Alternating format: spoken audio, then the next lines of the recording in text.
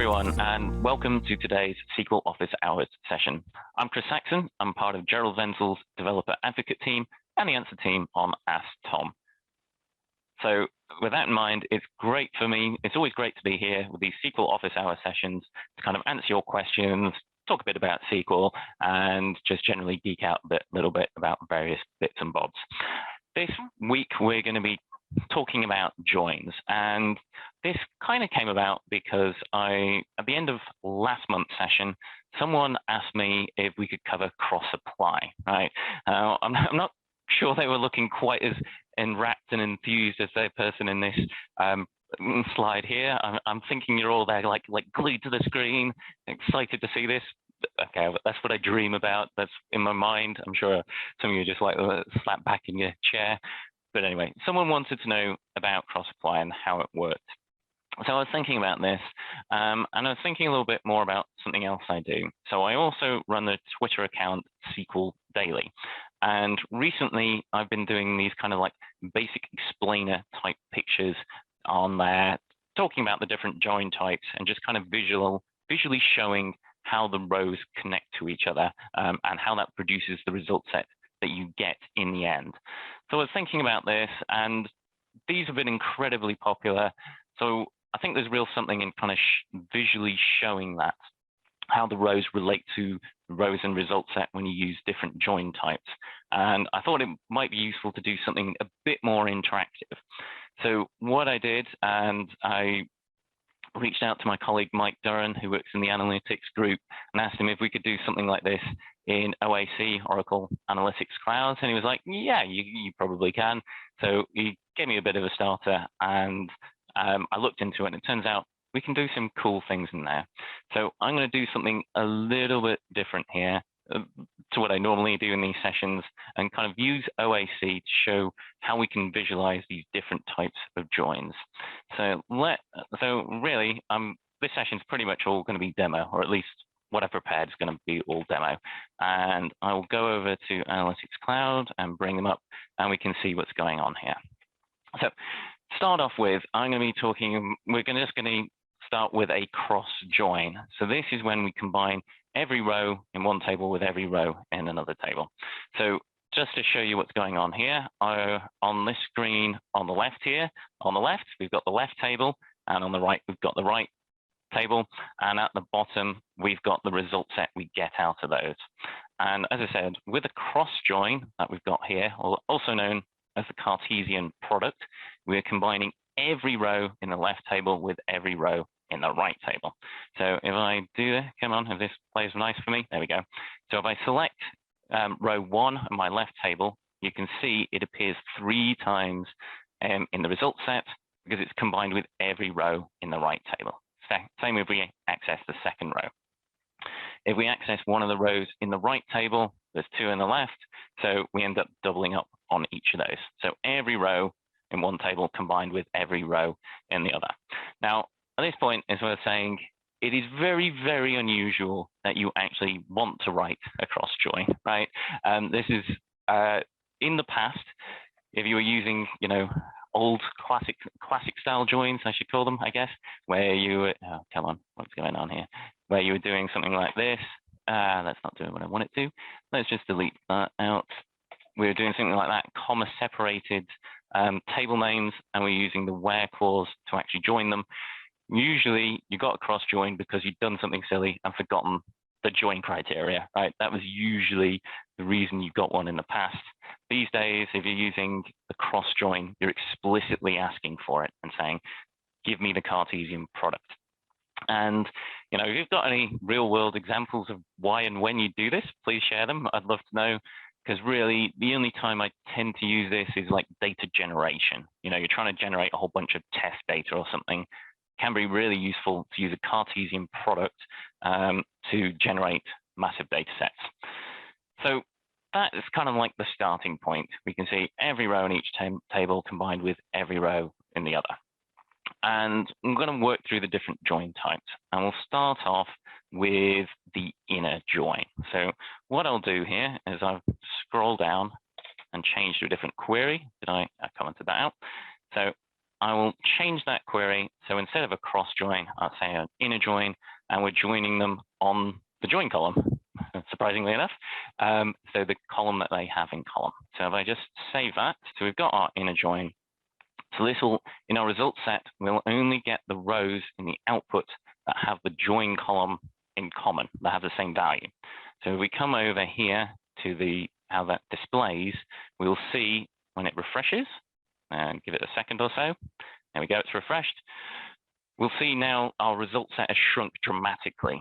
So instead of getting every row combined with every other, we only get the rows with a value 2 in the join column, because those are the common values, okay? And this is by far and away the most common type of join that you will write. You know, whenever you want to combine two tables, so you want to link customers to the products they purchased, or you want to do anything like that, it's almost always a inner join that you want. And of course, because there's no row in the right table with the value 1 for the join column, it's missing from the left table, and equally there is no value in the left table with the value 3, so that row is not in the output. Now, one thing to note here is, although we've got an inner join and we've defined the join criteria here, we still actually have doubled up on the rows from the left table, on this one row from the left table, I should say. And that is because it's a one-to-many relationship, essentially. There are 2 rows in the right table which match that value, okay? So just because you've got an inner join doesn't mean that you're going to avoid duplicating rows in some scenarios. In fact, most relationships are one-to-many, so it's quite common that you'll duplicate one of the rows in one of the table. Another little thing I will mention kind of quickly. I've called tables left and right here. I could also have kind of labeled them outer and inner. So another way to think about this, the left table, you could say, was the outer table, and the right table is the inner table. So when we have an inner join, we're going to get all the matching rows from that inner table. And we'll contrast that in a minute to an outer join. So we can do that to join on one column. It's worth noting that you can actually join on many columns, right? We don't have to have just one column in the join criteria. So what I've done here is I've added these left and right columns to that. So let's just save that here. So we've got our inner join, and this time I've got 2 columns in the join clause. So we've got not only the join column, but the left and right C3. And we do that, and when we come over here and refresh the data, come on, refreshy. Maybe have to do it manually. There we go. We can see we now only got 1 row in the result set. And that is because there's only 1 row in my right table here, which has the value 2 in the column C3. So we can join on many columns for an inner join. It doesn't just have to be 1. It's worth noting as well that we don't actually have to have an equijoin where we're saying values are equal. We could also say that where they're between a range of values. So here I'm joining rows from my left table where the value of this join column is between the values for the join column on the right here and the right C3. So which ones are between these?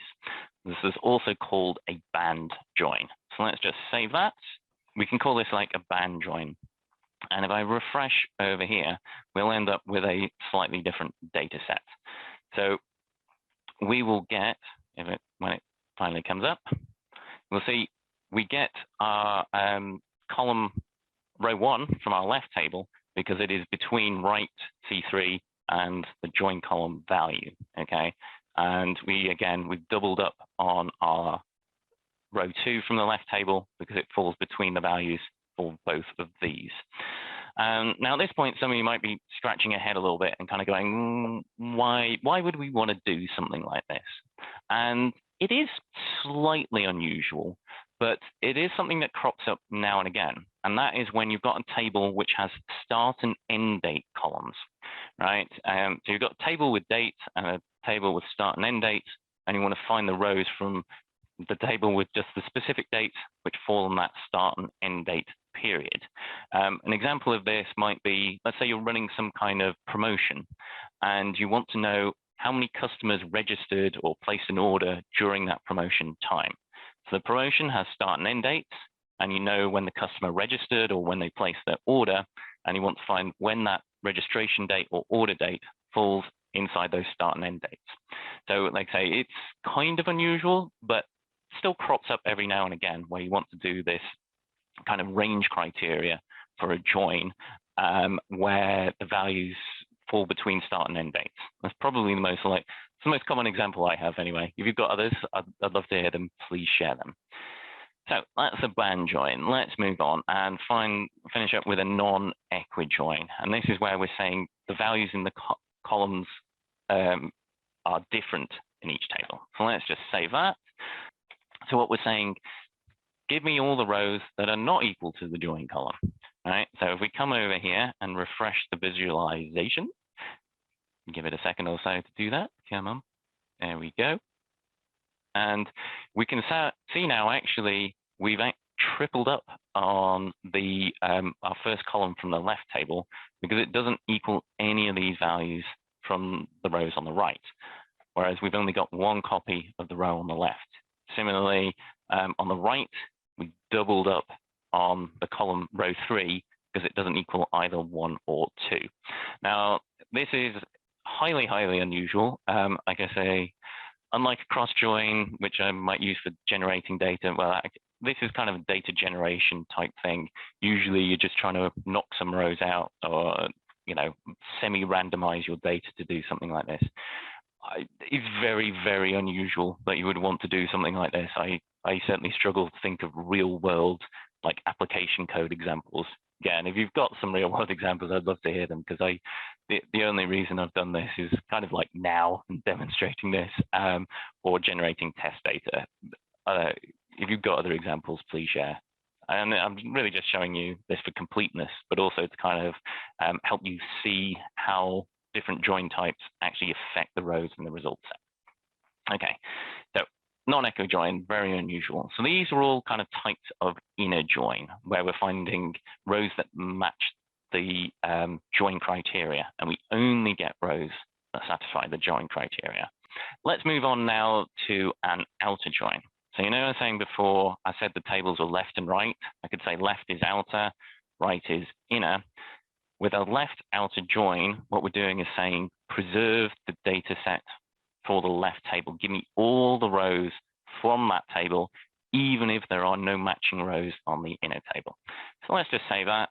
So as I say, we've got our left outer join, and it's called a left outer join because we're defining the left table as the outer table. That means give us all the table from that outer table and matching rows from the inner table.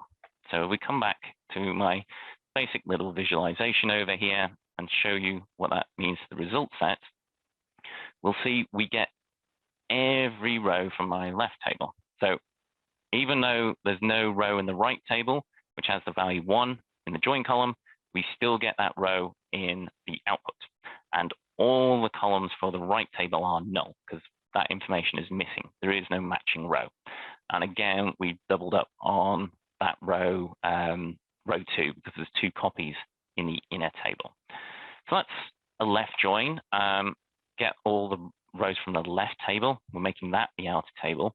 We could, in fact, flip that around and do it the other way. We can make it a right join. I can just bring that up. So, and this is essentially the same as a left join, just we are making the right table as the outer table in this instance. Okay, so let's save that. And if we refresh the visualization, we're making the right table the outer table, which means we're going to get all the rows from this right table. So we can see row 3 in the right table has no matching row in the left table, but we still get it in the output because we're making that the outer table. And at this point, you may go, what's the difference between left join, right join? It's personal preference, really, what you think is the better way of doing it. If I move left table into right table and swap them around, then we would get the left table as the outer table. I'm doubling up on names and descriptions here, so if you're not following, don't worry too much. But the key thing is a left join or a right join is the same as a left join, just with the tables in the opposite order. So why would you do this? Well, like I say, it just comes down to personal preference. For many languages, we read left to right, so that's the more natural way to do it. There are some alphabets and languages which read right to left. So maybe if you're fluent in one of those, you might find it easier to go the other way, have right joins. Also, occasionally, if you've got a really big query and you want to add a new table to it, but outer join that, it might be easier to stick that at the bottom as a right join rather than trying to reshuffle all your joins in your existing query. So, it's just personal preference really, and which you like using better. So left and right outer joins, key thing is we preserve all the rows from the outer table and find the matching rows on the inner table. Okay, so let's move on and keep with the outer joins. Now, one of the things you might want to do when you're outer joining is filter the rows that you get from the inner table. So what I'm doing here is I'm doing an outer join, switch back to a left join, but I'm also filtering the rows on the inner table, the right table in this example. I only want those where the value of this right C3 column is greater than 1. Seems pretty straightforward, right? Well, let's just save this query and see what happens.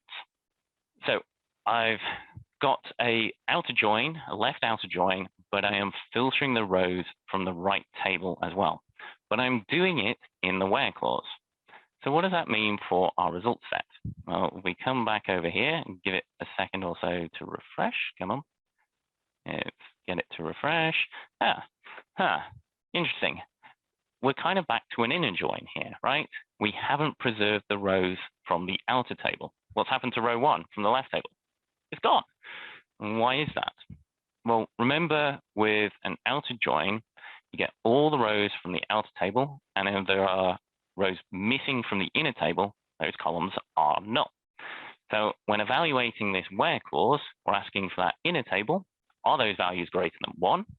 So essentially here, for this row here, row 1 from the left table, we've got null, null, null, null from the right table. We're asking, is null greater than 1? Is null greater than 1? No. Well, no, it's like, I don't know, unknown, right? It's not true, it's not false, it's unknown. And where clauses only return rows that are true. So it's not true, so it rejects the row. So if you want to filter the inner table from an outer join, you cannot do it in the where clause like this. You must do it in the join clause itself. So notice, rather than where, I just put and here. So let's just bring that up and save this modified query. So now I've done the filtering inside the join clause, not in the where clause. So what that essentially does is it tests the rows from the right table before applying them to the result set. And if we refresh it over here, we will now see that, wait for it, come on, there we go. We've got our row back from the left table with no matches in the right. So we've preserved our result set again. However, we've only got the one matching row from the inner table, the right table, that satisfies this join criteria. Okay, so this is classic beginner trap. If you want an outer join and you need to filter the rows from the table the inner table, you must do that in the join clause. Otherwise, you effectively just got an inner join again. Okay, so let's move on and talk a bit more about outer joins. And what I'm going to do now is do something a little bit funky, and that is a partitioned outer join. So you need to see I've got this clause here, partitioned by right C3. So let's just save that. So we've got our partitioned outer join here. So what does that mean? Well, it means we're going to return every row from the left table, the outer table, but while doing so, we will then generate a row for the inner table for each value for this column, right C3. So what does that do to the results? Well, let's have a look. This is kind of an interesting one. So let's give it a second or so to refresh and come up. Very, very interesting. We've now got 3 copies of both of the rows from the left table. Why is that? Well, like I say, we're producing a row for each row on the left here. We're producing a row for each value in this right C3 column. Notice, even though row 3 has no matching value in the left table here, we still generate its value. So we're looking at all the distinct values here, and we get 3 rows in the result set.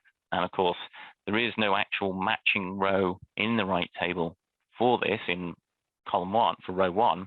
So all those are null except this partitioning column.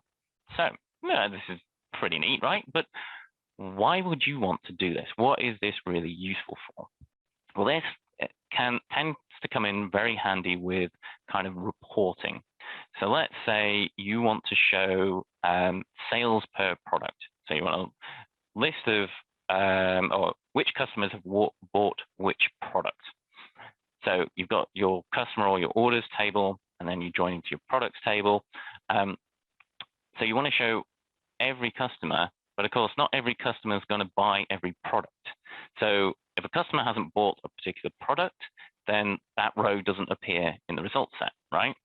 So that's not necessarily what we want. You kind of want every product to be in there with a value of 0 or count of 0 or whatever if someone hasn't purchased something. So with a partitioned outer join, we preserve the outer table, but still generate all the values for that inner table. Another classic example of why you do this is summaries per day, week, month, that kind of thing. So you've got sales total for each day, and again, you want to show for each day total sales per product or total sales per store or region, that kind of thing. Again, some days, some products won't get purchased, or some regions won't make any sales, and that kind of thing. You still really want those to be in the result set with a value of 0 rather than just missing from the result set. A partitioned outer join is a great way to do this. There are other ways, but the queries get quite messy quite quickly. So partitioned outer join, very, very useful where we need this kind of data densification process. All right, so we're almost done with outer joins. There's just one I'd finish up with, and that is the full outer join. So let me just move to this query. Let's save this. So we'll get this query up. What we do with a full outer join is we're saying, give me every row from both tables. So every row from the left table, every row from the right table, and the matching rows from each. So let's just see what that looks like in the visualization. So we'll bring that up over here. Come on. So there we go. So you notice row 1 from the left has no matching on the right. We still get it in the result set. Similarly, row 3 on the right has no matching on the left, but it still appears in the output. And we've doubled up on our 2 rows from the left table. And so now, big difference between this and a Cartesian product. With a Cartesian product, you get every row in one table combined with every row in the other table. With a full outer join, you get every row from each table, but only the common rows within them. So if there isn't a matching row for row 1, as we do have here, then we only get 1 row in the output. So we don't duplicate stuff up that doesn't have a match. Again, this is kind of unusual. This can be kind of useful if you want to do table comparisons. You've got 2 data sets which are supposed to be the same. You want to make sure they're the same.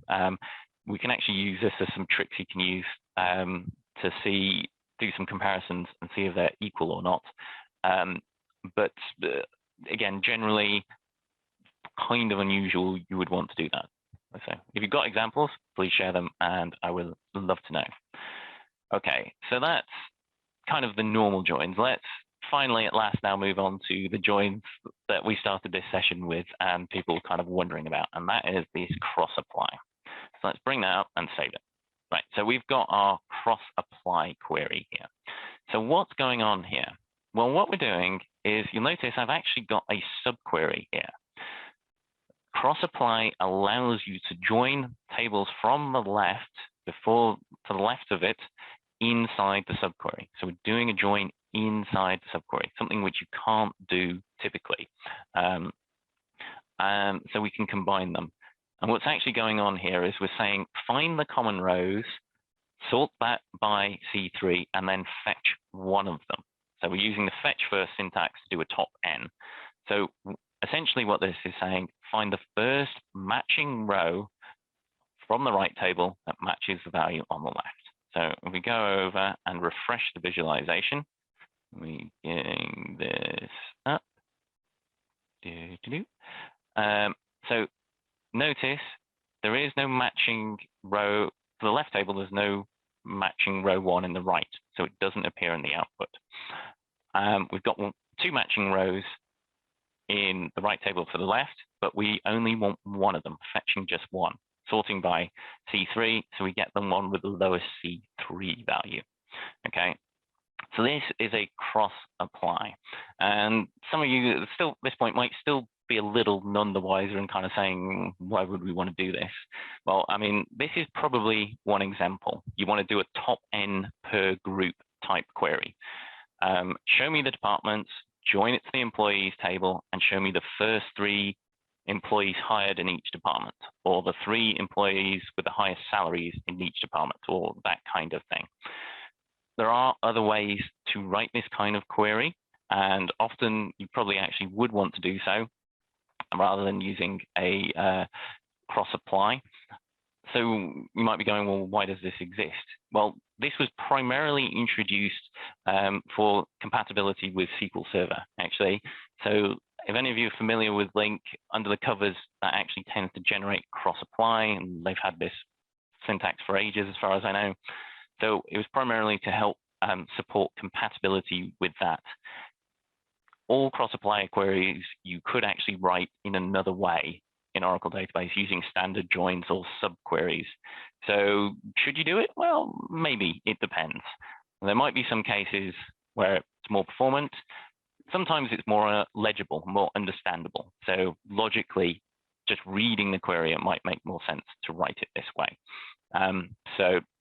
But you don't need to use this. There's almost, as far as I know at least, there's not a case where you could write cross-apply query and then not, and there isn't a different way you could write it in Oracle database. So actually, you could kind of ignore this, really.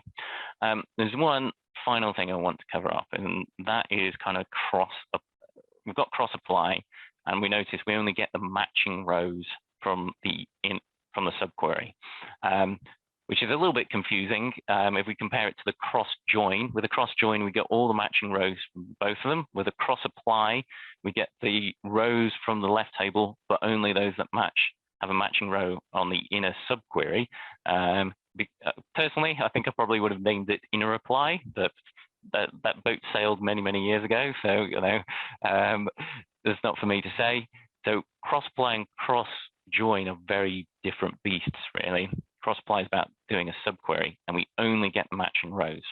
So what if we do want all the rows from our left table and then matching rows from the inner subquery? Well, what we need to do there is use an outer apply. So let's just change that query and save it. All right, so we saw a cross-apply found the matching rows and only ones that were common.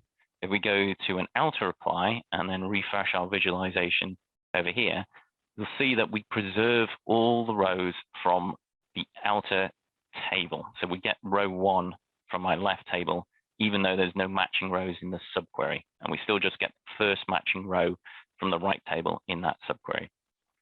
So as I was saying, I know it's called cross-apply. It's probably better to think of it as an inner apply rather than a cross-apply. But yeah, somebody made the decision a long time ago, and that's kind of what we're stuck with now, right? So that's the way it is. So that's kind of what I wanted to demonstrate to you. I want to show you how these different join types looked. I can see there are stacks of questions, so I'm going to start working through them. While I do so, if you've got more questions, please put some more in the QA window. I'd also love to hear what you thought about this, because it's a bit of something a little bit different from what I normally do. So if you've got any comments on what you think of this, I'd love to hear them. Again, just let me know what you think in chat or Q&A. All right, so I'm going to approach these not quite in the order they come in, just because some of them make a bit more sense in different order. So someone saying difference between cross-join and cross-apply. Hopefully I've shown that. Like I say, cross-join is every row from each table combined with every row from the other table. Cross-apply is rows from the outer table and with the matching rows from the inner subquery, okay? And it's only ones that match that inner subquery. So very different types of approach. So my question, is it better to use inner join notation or conditions in clause where with operator plus? So if I'm go back up to the outer join, what I'm guessing you're asking here, if I can find my outer join, is actually I will find this thing. I'm guessing what you're asking here is if, you know, in the past, in classic style, you would write an outer join like this, and we would say, do something like that. Now, this is something that, you know, enrages and sparks loads of debate about people about what the best and the right way to do it. Personally, I find the explicit join syntax easier to understand. It's harder to make a mistake, right?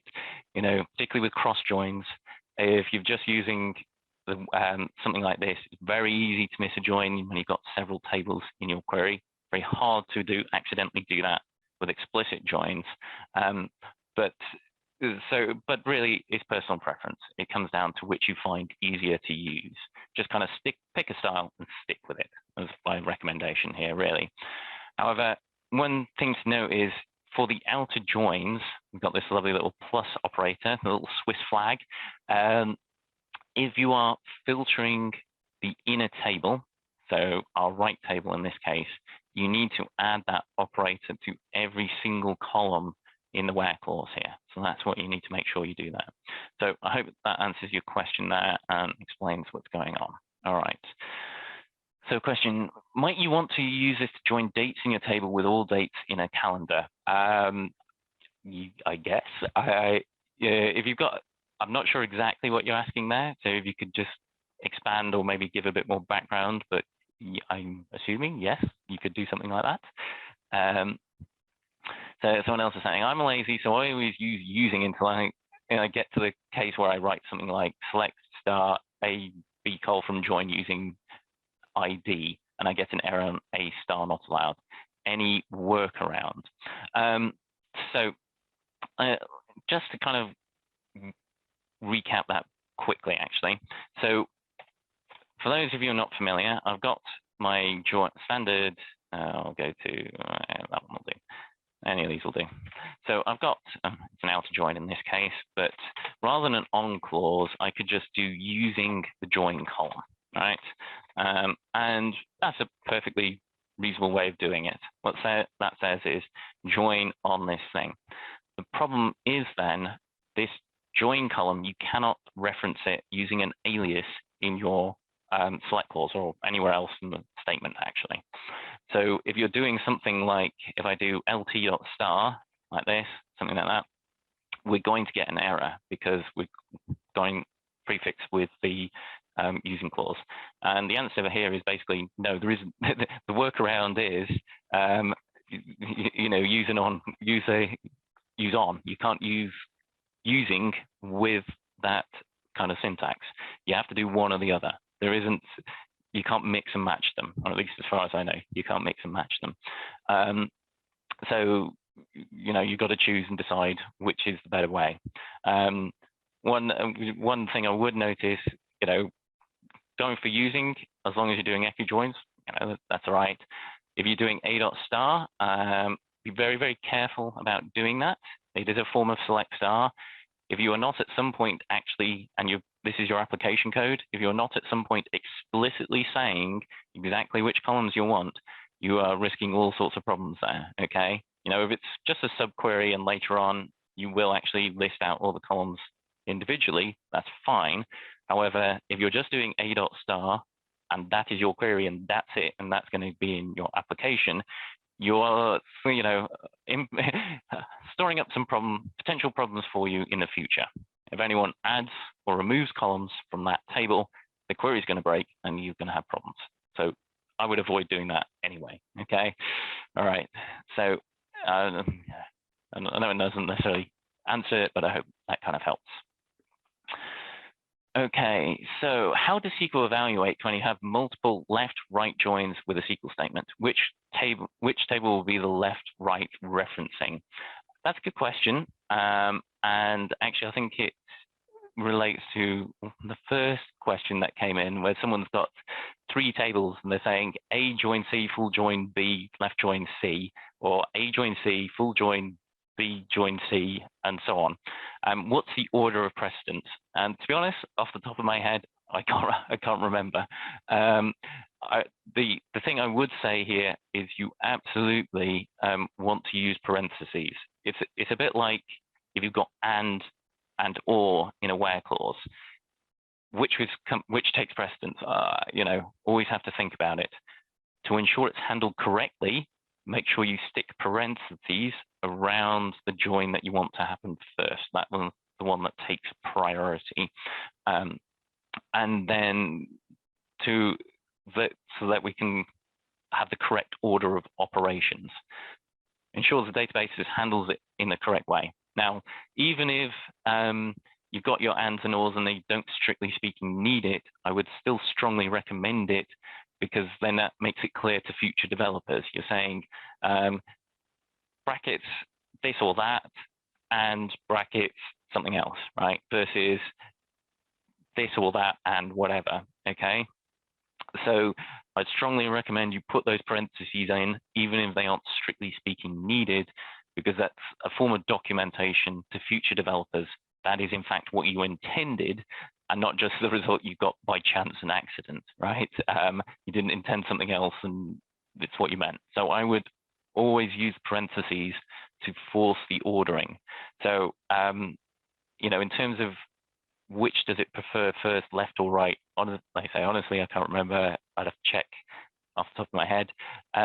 But I still would, if you're going to use both in a query, make sure you use the parentheses to enforce the correct order that you want. And again, if table A and B may both have records full outer join, but I need them link them both to table C. So I think in that case, you would be looking at A full join B join C. I'll just put that as the answer to that one, is I believe what you would want to do. But again, check what you're trying to do, what answers you want, and so on. So would it be possible to get the full text of your sample demo queries? Yes, I haven't done so yet, but I will load this script up into live SQL so you can play around with it. I do plan on also exporting this workbook. So this is using Oracle Analytics Cloud. I can export this so you can have the visualization and play around with that. One thing to note is, so then you can import it to your own Analytics Cloud instance. One thing to note, I am using the free ATP autonomous database underneath to actually drive queries, but Analytics Cloud itself is not free. Okay, so if you've got some free credits, you can actually spin an instance up pretty cheaply. £1 or £2 a day. This is costing me. Well, I say costing me. It's working in a free trial, but do bear that in mind. I plan on making this available, but you can't. You have to have some kind of paid instance to load it into. You can run them pretty cheaply. If you've got a free trial to play around with, that would be more than enough credits so you load this up in and see actually how it works. Okay, so another thing. Did you just confirm parentheses can be used in the from portion, not just where? Yes, so you can use parentheses to define, well, you can you can do your joins within some queries. At this point, I'll jump over to SQL Developer a bit because it will be a bit easier to actually work with than this. So let's see if I've got, let's see. This is just to make my, as much as the Analytics Cloud's great for the visualization, when it comes to just monkeying around and trying to figure out what you're doing, it can be a little bit fiddly. So you can do, one way to do it is, of course, just like this, just parentheses the whole thing, make it a subquery, and then join that to left table, right? So you can parentheses the subquery. So you're joining in a subquery, essentially. Can you actually join within this? I mean, there is, no, I don't think this is going to work. Don't think that, no, it's not working. Can we do this? Can we do that? No, we can't do that. But yeah, you essentially join the subquery and use parentheses to control the order there. Okay, so you're saying do this join, do that join, and that's how you're controlling those things. Okay. Interesting to see how the visualizer will act for a natural join regarding the colors. Maybe I'll try that out in a minute. I'll see if we've got time. I've got some other questions. I see there's loads of other comments and things people are saying here. So maybe we better start with laterals, cross applies just syntactic sugar for the same thing. I mean, well, it's kind of horses for courses for you there, really. Like I say, choose whichever you want. In both cases, the principle is the same for both of those, in that while you can write them cross-apply or lateral to join a subquery, there's almost always another way to write your query. If you want an example of why you actually might want to do this, a few months ago now, I had a SQL Office Hours session on scalar subqueries, and I'd actually rewritten those using cross-apply. I would check that out, check out the recording for the scalar subqueries Office Hours, and I talk about cross-apply quite a bit in there because that's a way of refactoring those. Okay, how would it be possible to use and substitute the standard join operation plus symbol in all of the outer join queries that you would show? So hopefully I showed, I mean, the key principle with that, with the outer join is you need to apply it to all the columns of the inner table, whatever that one is. All right. So I had an example a minute ago, but basically every single column from the inner table, whichever one that is, you need to apply those to. Notice, like, can you do a partitioned outer join with the plus operator? Can't remember off the top of my head. ANSI joins versus non-ANSI joins, what are the pros and cons? They've discussed those briefly. I think the main difference is that, you know, you're being very explicit about what your joins are. First, I think it's much harder to make a mistake when you're using ANSI joins than it was with non-ANSI joins, but it is less typing. Well, it can be a little bit less typing with non-ANSI joins. And particularly for old code bases, you know, could easily be working on an application that's got 20-year-old queries on it or something, which were almost certainly written on ANSI style. I think it's important to be consistent through your application. I mean, maybe one day you'll have to make the decision to switch. If you make the decision to switch, that's fine. But I wouldn't have developers each individually deciding which style they prefer in an application, because that can lead to, like, you know, style wars, essentially, you know, and it's something to be aware of there. Okay. If you're trying to show all the days in the year, but not every day had sales, yes. So I guess that's, yeah, going back to your question earlier, yeah, you would use an outer join. So you'd have a table of dates. You could generate a table or have a real physical table. That would be your outer table, and then you would outer join that to your sales dates, right? So your table date on sale. So if that's what you're referring to, yes, you want to show every single day plus the matching sales, and of course, some days you might not have sales. You want an outer join, and if you want to show sales for each product for each day, you could use a partitioned outer join. And so, yeah, the plus operator must be used on the table which could have no matching rows. Yeah. Okay, a few other comments. But you can't make full outer join in the classic syntax. Yes and no, right? Not directly, but you do have to kind of if you can union the tables together, right?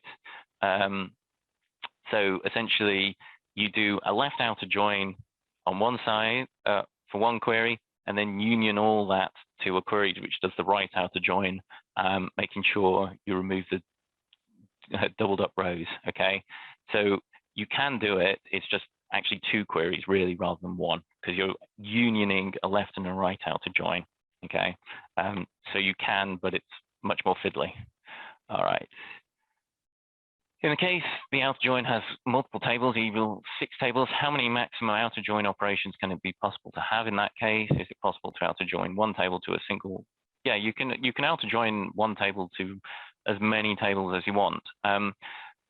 One thing to be aware of, though, if you've got like one master table and you're outer joining it to lots of different child tables, there's a good chance your results are going to be wrong, because you're going to end up duplicating some of the rows from some of those child tables if they've got no common join criteria.